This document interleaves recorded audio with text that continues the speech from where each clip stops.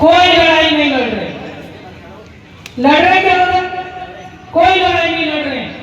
ये अंग्रेजों का देश गुलाम था, उस गुलामी को सहन करते हुए हमारी बहन बेटियों को, हमारी जमीन को, हमारे अधिकारों को बचाने की लड़ाई लड़ रहे थे।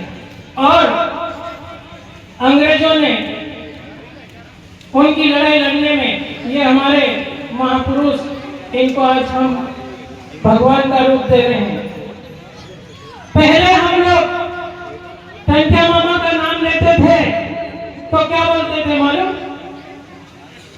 ये आदिवासी के डाकू थे, डाकू है बोलते थे। जब हम लोगों ने संघर्ष किया, इनका इतिहास निकाल के लेके आए, जब आज हमारे साथ साथ दूसरे लोग भी भगवान कहने लगे, ये दोनों दोस्त थे। तब रेगा कोरकू जी ने टंट्या मामा को बोला, टंट्या मैं तुमको दादा बोलूंगा। रेगा कोरकू जी ने बोला मैं तुमको दादा बोलूंगा। तब टंट्या मामा ने बोला नहीं, मुझे मामा बोलना, मुझे टंट्या मामा बोलना। तो रेगा कोरकू जी ने पूछा क्यों तुझे मामा बोलूं? तब टंट्या मामा ने बोला हमारी सिर्फ दो माँ है, एक जन्म देने वाली और एक धरती माता। तो तू मुझे मामा बोलेगा तो दो माँ याद आएगी अपन को, जिससे अपन जिंदा रहेंगे। एक धरती में अनाज पकेगा, उससे हम जिंदा रहेंगे, और हमारी माँ हमको जन्म देके हमको इस धरती पे भेजेगी। तो मुझे मामा बोलना, मुझे मामा बोलेगा तो दो माँ की याद आएगी, इसलिए मुझे मामा बोलना। तब रेगा कोरकू जी ने टंट्या मामा को मामा बोला, नहीं तो शुरू में दादा बोल रहे थे। तो जब ये अंग्रेजों की गुलामी में हम लोगों को बचाने का काम कर रहे थे, जमीन को बचाने का काम कर रहे थे, आज हम स्वतंत्र हैं। संविधान में तुमको बचाने के लिए लिखा हुआ है, आदिवासी को 100 आदमी मारता है तो उसके लिए धारा है, SC/ST एक्ट लग जाता है। इसके लिए हमको कोई 100 लोग नहीं मारते। उस समय ठीक है, इनके लिए वो धारा थी क्या? नहीं थी। डायरेक्ट बंदूक की गोलियां चलती थी और तोपों की गोलियां चलती थी, उससे उड़ा दिया जाता था।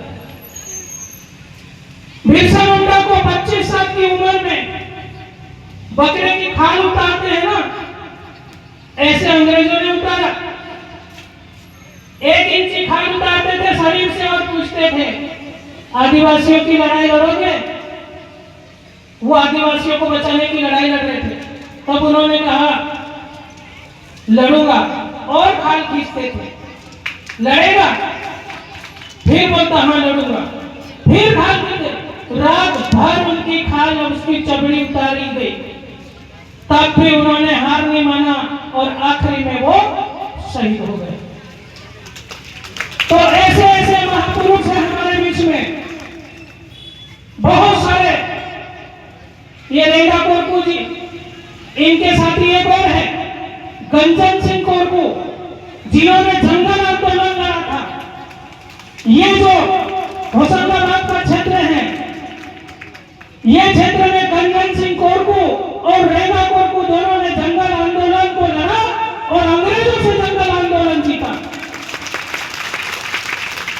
आज हमारे यहाँ के आदिवासी को बोलो थोड़ी बहुत नवाड़ काटना रे, नवाड़ बचा लो रे, वो पूरे अंग्रेजों के समय में जंगल बचा लिए। आज तुम्हारे पेट पालन के लिए हमारा आदिवासी कुछ करता है तो इनके ऊपर तमाम प्रकार की धारा बता के हमारे आदिवासियों को वहां से खदेड़ने का काम करते हैं।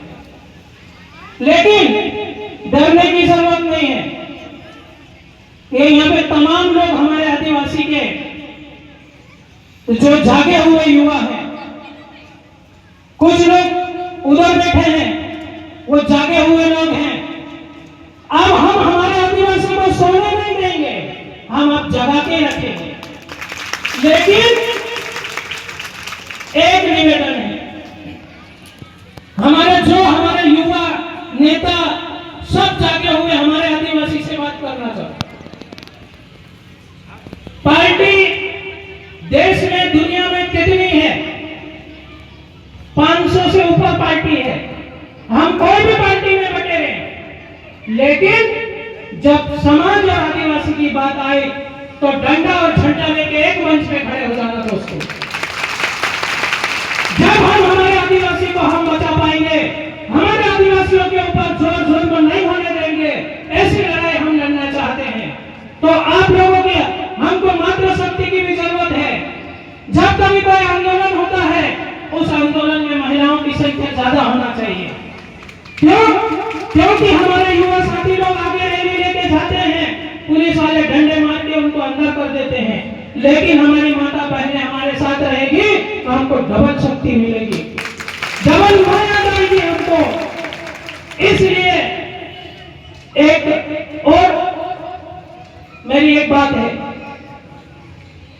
जब हमारे महापुरुष जंगल जमीन बचाए, तो मेरे यहाँ पर जितने भी मेरे भाई बंधु बैठे हैं, आदिवासी भाई बंधु, मेरा एक निवेदन है, हमारे नेता भी हैं यहाँ पे,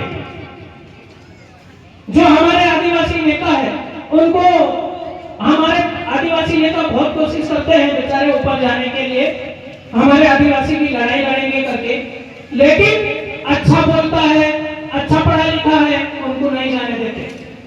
क्यों? क्योंकि तुमको जगा देंगे, क्योंकि तुमको अधिकार दिला देंगे, इसलिए हमको रोक के रखा है।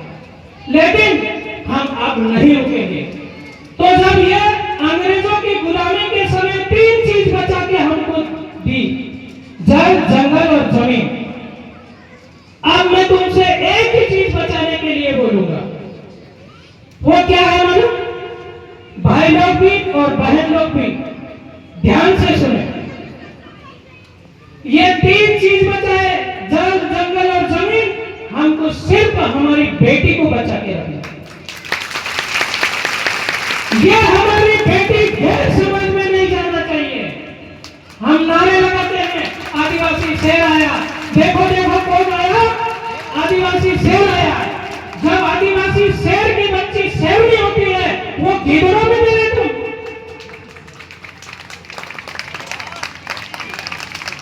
हमारी शेरनी की बच्ची गिदड़ों में दे रही, हम सबको शर्म आनी चाहिए, उसका विरोध करना चाहिए। हमारी बेटी भले कहीं भी चले जाए, लेकिन उसको छुड़ा के लाके हमारे पास में, हमारे समाज में देना चाहिए। क्यों? हमारी अगर बेटी, एक बेटी गैर समाज में अगर जाती है, गैर समाज में अगर जाती है, तो हमारा आरक्षण भी लेके चले जाती है, हमारा आरक्षण भी लेके जाती है वो, तो 2-2 चीज लेके जाती है वो। इसलिए मेरा आप लोगों से निवेदन है कि हमारी सिर्फ एक बेटी को समाज के बेटे के साथ में ब्याह करे, दूसरे समाज के लड़कों के साथ में ब्याह नहीं करे। यही मेरा आप लोगों से हाथ जोड़ के निवेदन है। आखिरी बार नारा लगाऊंगा मैं,